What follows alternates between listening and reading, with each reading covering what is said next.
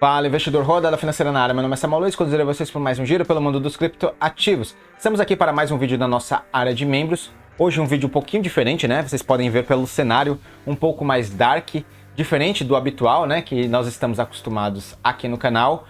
Hoje eu vou trazer uma aula teórica aqui para vocês de um conceito que muitos têm dificuldade para compreender. É o conceito de impermanent loss, a perda impermanente. Iremos fazer aqui uma prova de conceito, né? Então eu vou entregar um conteúdo aqui para vocês e peço que vocês me ajudem com um feedback. Então eu vou acrescentar um ou outro elemento diferente do habitual que a gente utiliza aqui no canal. E no final do vídeo eu peço que vocês deixem um comentário aqui abaixo se gostaram ou não, se foi interessante esses novos elementos que eu adicionei aqui, se vocês gostariam de outras coisas no vídeo, e se tem algo a melhorar. Então deixe alguma coisa aí nos comentários para a gente ver se funcionou, se não, e a gente poder cada vez mais melhorando a qualidade aqui do canal.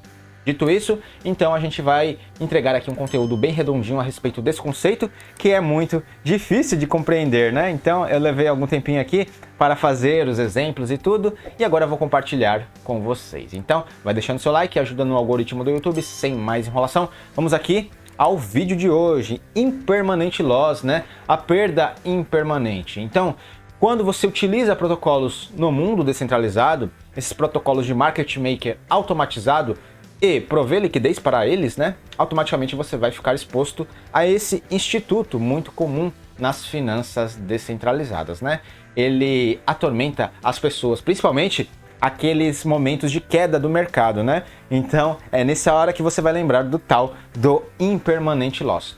Mas o que é isso, Samuel? Para entendermos esse conceito, vamos dar 2 passos atrás e ver a diferença entre market maker automatizado e order book, o livro de pedidos, né? Então, no livro de pedidos, no order book, que você encontra em corretoras centralizadas, eles atuam com sistema de peer-to-peer, de pessoa para pessoa.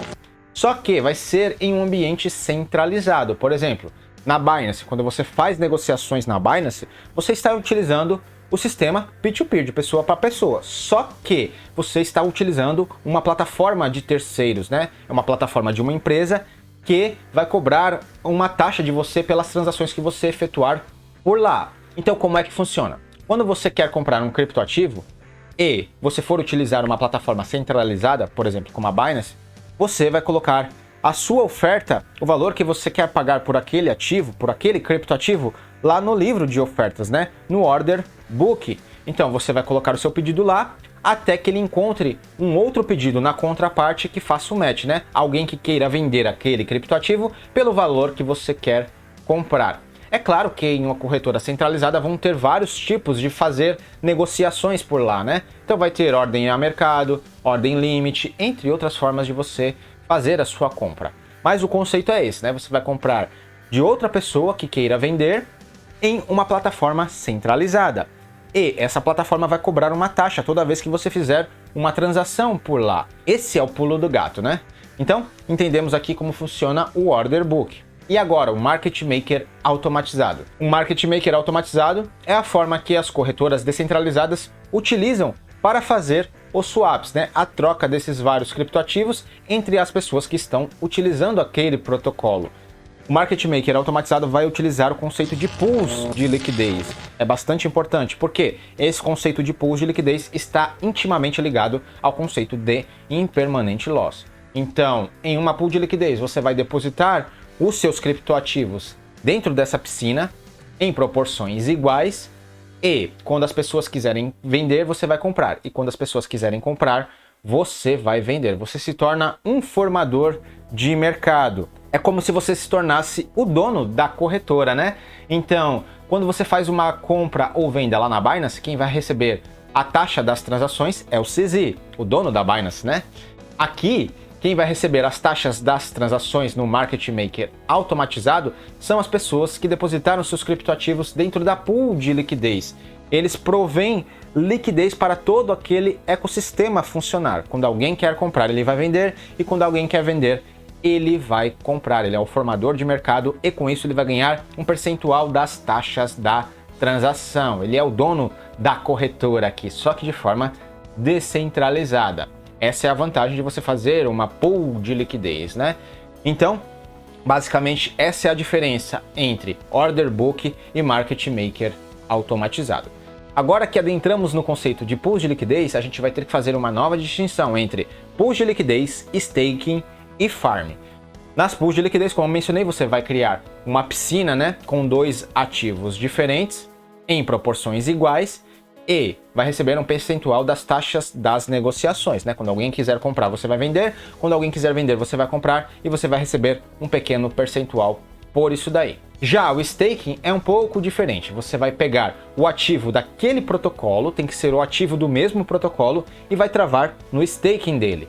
Fazendo isso, você vai estar participando do risco do protocolo, e por isso você vai receber recompensas adicionais, mais elevadas, né? Então, exatamente por isso, por você estar participando do risco daquele protocolo sofrer alguma perda, entre outras coisas, então você vai receber recompensas a mais. Vou te dar um exemplo. Pense na Liquid Finance, um dos protocolos que estão nascendo na blockchain da Cardano, né? É um protocolo de empréstimos. Eles vão atuar da seguinte forma: vão emprestar dinheiro para as pessoas, essas pessoas vão garantir com criptoativos. Lá vão ter dois tipos de staking: o stake de liquidação, que vai liquidar as pessoas que se tornarem insolventes na operação, e o staking de segurança. É esse aqui que a gente está falando. Então as pessoas vão depositar o LQ Token, que é o token da Liquid Finance, o token do próprio protocolo, nesse stake aqui. E ele vai ser uma segurança a mais para as pessoas que estão emprestando seu dinheiro para o protocolo. Então você imagina assim: primeiro vai ser utilizado esse staking de liquidação quando as pessoas se tornarem insolventes. Se acontecer alguma coisa e faltar liquidez aqui, aí o protocolo vai pegar liquidez desse outro stake aqui, do staking de segurança, que é exatamente esse o stake que as pessoas estão depositando o token do protocolo. Mas isso aqui é bem difícil de acontecer. No caso da Liquid, é uma segunda camada de proteção, é uma proteção a mais. Basicamente, isso aconteceria em um possível cisne negro do mercado, em que o preço caísse muito rápido e liquidasse muitas pessoas ao mesmo tempo. Aí essa primeira piscina se tornaria insuficiente e eles pegariam liquidez dessa segunda piscina de segurança. E como eu falei, né? Por você estar participando do risco do protocolo, você vai ganhar mais recompensas por isso. É assim que funciona o staking. A maioria desses protocolos DeFi tem esse staking, né? Então, você fique ciente disso, você está participando do risco do protocolo. E talvez algum dia poderia acontecer de você participar do prejuízo também, se acontecesse alguma coisa, assim como eu dei um exemplo agora, né? E por isso você vai receber recompensas adicionais. Já o farm é um pouquinho mais diferente, né? Você vai pegar o LP Token que você fez por depositar dois ativos em uma pool de liquidez, por exemplo, na Uniswap. Você vai receber esse LP Token na sua carteira e você vai travar ele em um protocolo para receber recompensas adicionais, incentivos extras, né? Por estar com seus criptoativos travado naquele protocolo, gerando assim mais liquidez para ele, né? É uma forma do protocolo te incentivar a não tirar os seus criptoativos de lá. Então, essa é a diferença de pool de liquidez, staking e farm. Agora que a gente já entendeu a diferença desses três conceitos, vamos ver como o Impermanent Loss se liga ao conceito de pools de liquidez. Imagine o seguinte: você vai utilizar uma corretora descentralizada, por exemplo, a Uniswap. Ela é um market maker automatizado, que vai trabalhar com pools de liquidez. Então, você depositou seus ativos por lá, e depois de um período, você vai notar que o montante financeiro que você depositou lá naquela pool de liquidez, somado seus dois ativos, ele teve uma variação do momento da apuração do resultado. Então, você depositou um valor total por lá e agora você tem um valor total diferente. Quando essa variação é negativa, então você vai ter um impermanent loss. Quando essa variação é positiva, então você vai ter um impermanent gain. Basicamente é isso, né? O conceito de impermanent loss é quando o montante daqueles criptoativos que você depositou na pool de liquidez vai sofrer uma variação negativa em um momento posterior que você eventualmente faça uma apuração de resultado, né? Como eu mencionei para vocês, ela é impermanente por quê? Porque esse valor vai ficar variando com o tempo, né? Então, à medida que os ativos mudam de preço, oscilam lá no dia a dia, então o percentual dentro da pool ele vai modificando para cima e para baixo e automaticamente ela vai se rebalanceando também. Dentro da pool de liquidez, ela vai manter sempre a mesma proporção dos ativos, né? 50, 50.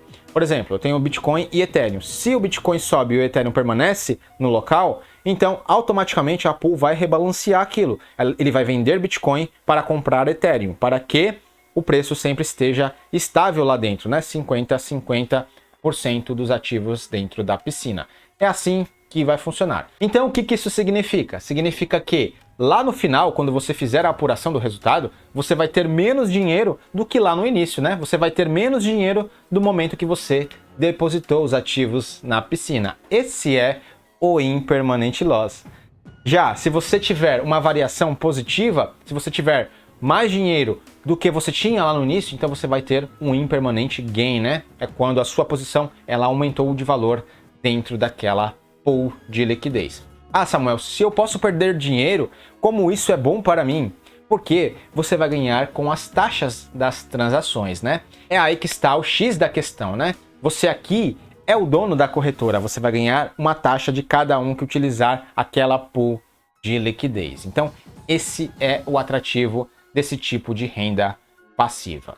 Ah, Samuel, eu ainda não compreendi. Você me deu os conceitos, eu estou aqui tentando compreender, mas eu preciso de mais uma ajuda. Então, a gente vai fazer um exemplo prático agora e vocês vão entender à medida que a gente avançar na explicação. Então, você imagina o seguinte. Eu tenho dois ativos na minha carteira, né? Eu tenho Ethereum e eu tenho também Bitcoin. Então, digamos que eu esteja utilizando a blockchain do Ethereum, né? E vou utilizar o protocolo da Uniswap, que é uma corretora descentralizada. É a maior corretora descentralizada que nós temos. Então, eu vou querer gerar renda passiva com o meu Ethereum e com o meu WBitcoin, né? Porque para utilizar o Bitcoin no Ethereum, a gente tem que utilizar um Bitcoin tokenizado. Então, eu vou utilizar o WBTC. Aí eu vou fazer o quê? Vou depositar esses dois ativos lá na Uniswap, em proporções iguais. Vou depositar tanto o WBitcoin como o Ethereum. Então você imagina o seguinte cenário. Eu vou arredondar os valores aqui para facilitar na conta. Então, digamos que o preço do Ethereum é $1.000 e o preço do Bitcoin $40.000, né? Consequentemente, o WBTC custa a mesma coisa porque é um tokenizado do Bitcoin. Eu tenho um WBitcoin na minha carteira, $40.000. Vou depositar lá na Uniswap. Consequentemente, eu tenho que depositar a mesma quantidade em Ethereum. Então, eu vou depositar 40 Ethereums. Então, eu tenho 40 Ethereums e um WBTC dentro de uma pool de liquidez lá na Uniswap, totalizando $80.000. Esse é o meu capital inicial, um montante inicial, né? $80.000. Guardem esse valor que a gente vai precisar dele mais tarde na hora da apuração. Então, imagine que os dias vão se passando, vai acontecendo as negociações por lá e acontece um dump no mercado, bem forte, bem acentuado. O Ethereum perde 50% do seu valor e vai custar $500. Já o Bitcoin e, consequentemente, o WBTC estão custando $35.000 agora. Uma perda de 12,5% do seu valor. Então, os dois ativos que eu tinha na pool de liquidez, eles tiveram uma depreciação no seu valor. Só que um mais que outro, né? Por quê? Porque o Ethereum é uma altcoin e as altcoins sofrem mais quando o mercado corrige. Então agora os meus 20 Ethereums valem $20.000 e o meu WBitcoin vale $35.000, né? Totalizando $55.000. Só que, como eu mencionei para vocês, as pools de liquidez, elas vão manter os ativos em 50%, né? Então, está descompensado aqui. Automaticamente, ela vai vender um ativo para comprar o outro para reequilibrar a balança. Então, como o meu Ethereum ele se desvalorizou mais, então a pool de liquidez vai vender Bitcoin para comprar Ethereum e equilibrar 50-50%. Depois desse rebalanceamento da pool de liquidez, eu vou ter 55 Ethereum e 0,785 WBTC, totalizando cada um $27.500 e o total de 55.000, né? Então, como você viu, a pool ela reequilibrou, ela está mantendo 50% de cada ativo desse. Beleza. Foram passando os dias, né? Então, as negociações começaram a acontecer lá, entre outras coisas, e acontece um pump no mercado, né? Então, agora estamos no mercado mais otimista. E o preço do Ethereum agora custa $750. Ele teve um aumento de 50% do valor desde aquela última queda. Já o WBTC está custando $45.500. $1.500. Ele teve uma valorização de 30%, referente àquela última cotação que a gente viu, né? Como mencionei para vocês, aqui também se repetiu, o Ethereum teve uma variação maior no preço, né? Ele caiu mais anteriormente e agora subiu mais. Por quê? Porque o market cap do Bitcoin é bem maior. Então, o Ethereum subiu 50% e o Bitcoin subiu apenas 30%. E agora, Samuel, como é que estão meus ativos dentro da pool de liquidez? Eu tenho 55 Ethereums, que totalizam, depois dessa valorização, $41.250.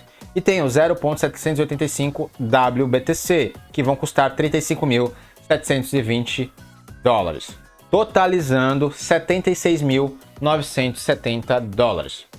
É claro que, se a gente fosse continuar com esses ativos dentro da pool, ela iria se rebalancear novamente e esses ativos iriam ficar trocando de proporção ad eterno até eu sacar daquela pool de liquidez, até eu desfazer o meu LP token, né? Mas vamos parar por aqui, já está mais do que suficiente para a gente fazer o cálculo, né? Então a gente vai pegar agora o valor final e comparar com o valor inicial. Vamos fazer um balanço aqui da nossa pool de liquidez, né?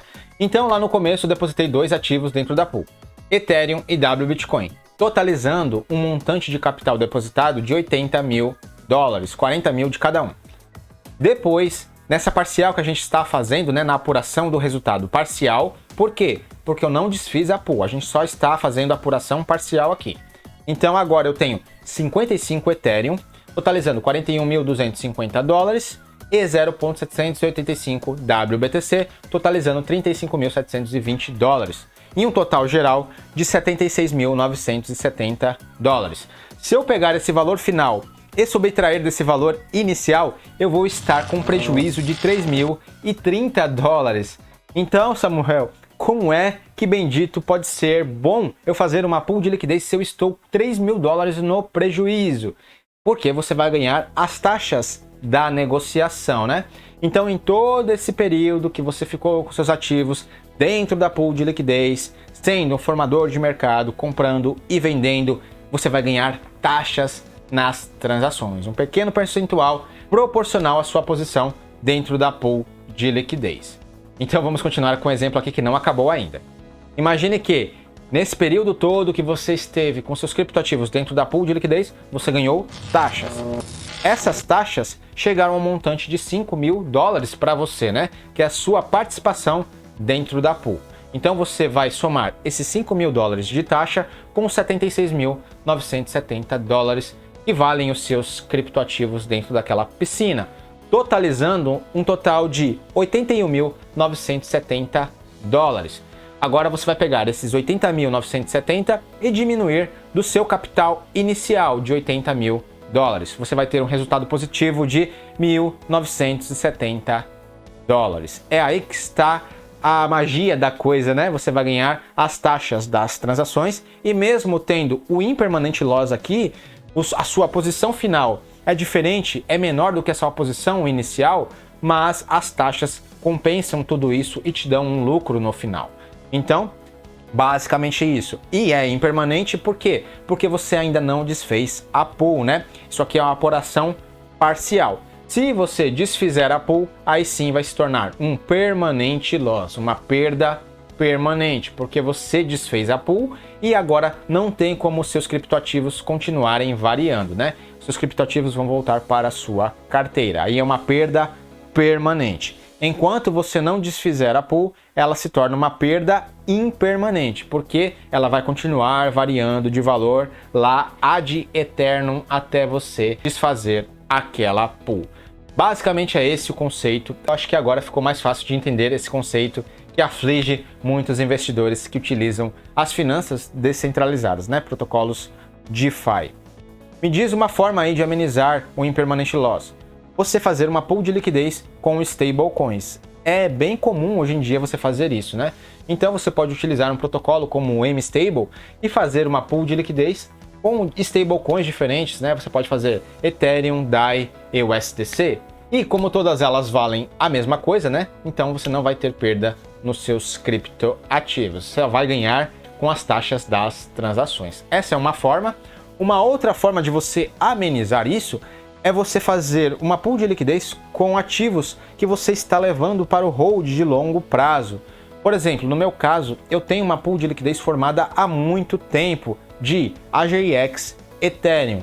Por quê? Eu fiz ela para participar lá do airdrop no ano passado e até hoje não desfiz, né? Então eu estou todo esse período aí, quase um ano já, ganhando taxa das transações. A minha posição não é tão grande e nesse período todo eu já ganhei quase $200 aí, só comprando e vendendo dentro dessa pool de liquidez.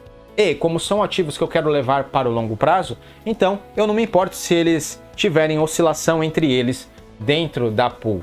Eu poderia utilizar uma pool igual a do nosso exemplo, né? Bitcoin e Ethereum, porque eu tenho esses dois ativos na carteira e levo eles para o longo prazo. Como eu gosto dos dois, os dois são extremamente bem fundamentados.